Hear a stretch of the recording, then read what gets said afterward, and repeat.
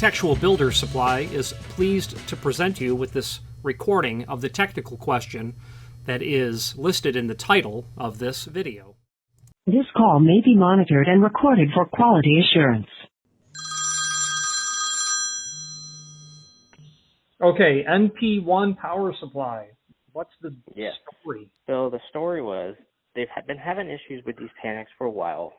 I adjusted them, they were working, and then I came back out. They hadn't, they started acting up again. I checked the amps voltage. Voltage was good, but the amps I was getting almost, there was just above 4 amps to the panics. And then that's the problem right there. Yes, a guy called me back, and he's like, yeah, that is a sign that, the power supply is going bad. I just installed a new NP1 power supply. Everything looks good. It's just one of the motors.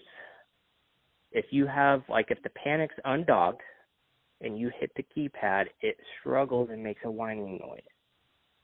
You push if I hold this panic in, dog it down and hit the keypad, the arm on that motor, it activates all the way. Is that just so when the door is open, it works, and when the door is closed, it struggles? So, if I dog this panic down. How are you dogging it down with motorized latch retraction? You can't dog it down. No, if I hold it down, it's dogged. Oh, okay. Well, don't do that. So no, I know. But I'm just saying, if I hold it down and use the keypad, right, the arm on the motor, it activates all the way. Yes, it pulls it all the way. Right. If I undo it, it's in the lock position, and I keypad it, it goes probably 50%, and then it just makes a loud whining noise. Is the door ajar at that point, or is it in the closed position? Either way. Okay. Yeah, well, I would say that, replacing the motor would be next, because you clearly don't have a mechanical problem. Yeah. So that's the thing. Yeah, the motor is pulling it all the way, but if you put any kind of pressure on that motor, it doesn't. Have you tested? Okay, so you've got a new NP1 there. I would obviously check for amperage and volts while it's under load, and make sure that you get the proper reading. And if you are at the power supply, then I'd replace the motor. Okay, I will go up there. Let me check the volts up there. I know I was getting about 25 to 27 volts at the panic. Yeah, that's normal. Yeah. Yeah, I'm getting 24 to 27 volts on the first panic, and then same thing on the other. Check amps now without the load. Would I get any kind of amps with it not activated? I'm sorry, say that again? Will I get any kind of amps, if I just put it on it now, will it show any kind of amps not activated? Maybe a really small amount. Okay, let me check that. Matt, can you go and activate it a couple times?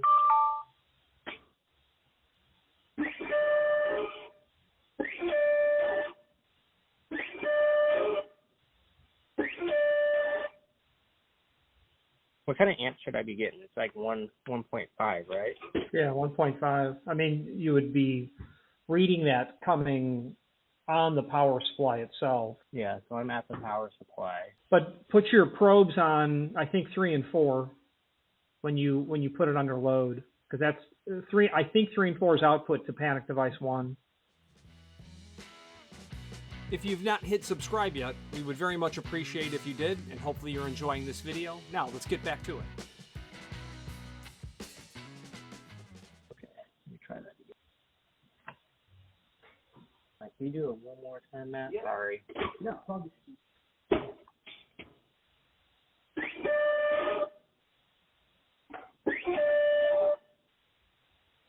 Right now I'm getting not even 1 amp. All right, one more. For some reason, my multimeter shows 0.037 when it activates. 0.037. Yeah, that's 37 milliamps.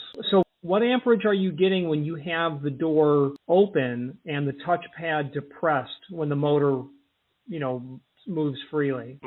I'll check that at the panic. because I want to make sure to be able to do that. Okay. Ready? Yeah.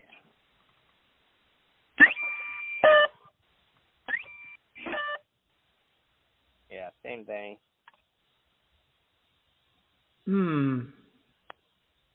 That's suspicious to me that you're only getting 37 milliamps when you're under load. That thing takes more than 37 milliamps to run. That's really suspicious. Yeah, because like the one of the, because it's double door, has no issues. I want to try something though. I'm going to switch the wires around because one door works. Yeah, because my doors should be on 1 and 2, right? Yeah, output to the exit device should be 1 and 2. Your switch is 3 and 4. Shoot, your probes were on 3 and 4, weren't they? I should have said 1 and 2. Go back and check 1 and 2. Yeah, I'm going to switch those two around because one door works. I just want to see if it makes it. Yeah.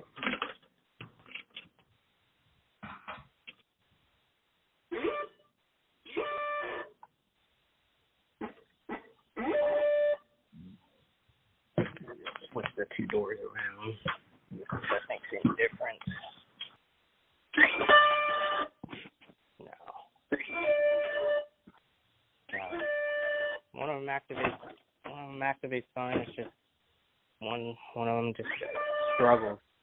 Can you switch the output power from door 2 to output power to door 1? So on the NP1, let's do this.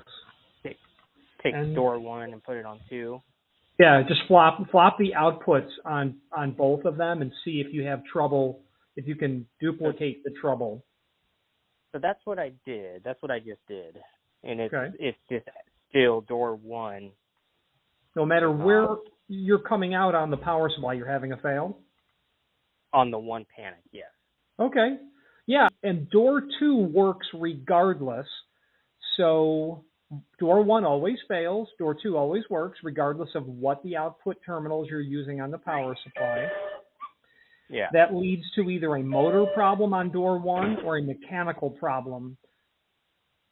Yeah, so mechanical, everything seems to be working fine mechanically. I mean, all the rods are free, bottom rod, and it's all free. The latch on the top, I mean, I can barely push it with my finger, it works. Yeah. You could test the motor by swapping the motors on the two exit devices, and if you then had a problem on door 2, it's the motor. That would be a sure tell, but otherwise it sounds like it's a motor problem. Okay. Because I know last time I talked to someone and they were saying how many amps I was getting was, way more than what it should have been. They were kind of worried about the motors being bad. Yeah, it sounds like you're still there. Yeah, okay. Because they were just worried about being, having that many amps for that long. Well, you were measuring 4 amps on that power supply. That is definitely something wrong with the power supply because it can't create that many amps. But it's not, you've got 20 amp circuits and all you plug into it is a 40-watt light bulb. You're not going to break the light bulb because it only takes what it needs. But that power supply could never produce 4 amps, the MP1. Yeah. So yeah, you could literally swap the motors on the two devices and replicate the problem, which would then be on door 2. If you have it on door 2, then it's a motor. If you don't have it on door 2, then you replace the exit device itself.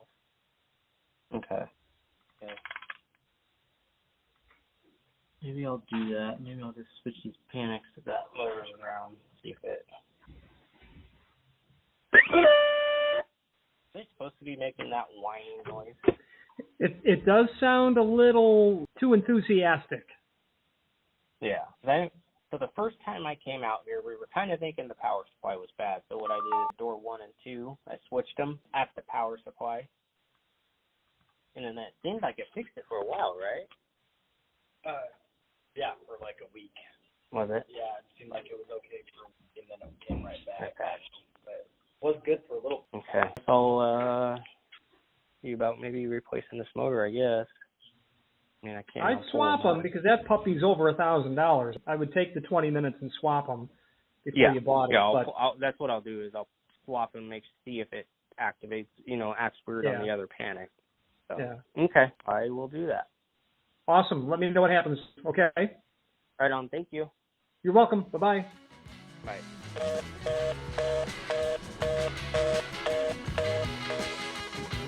Architectural Builders Supply hopes you have enjoyed this program. Please click thumbs up, please subscribe, and maybe even send the video to someone that you know. Thank you.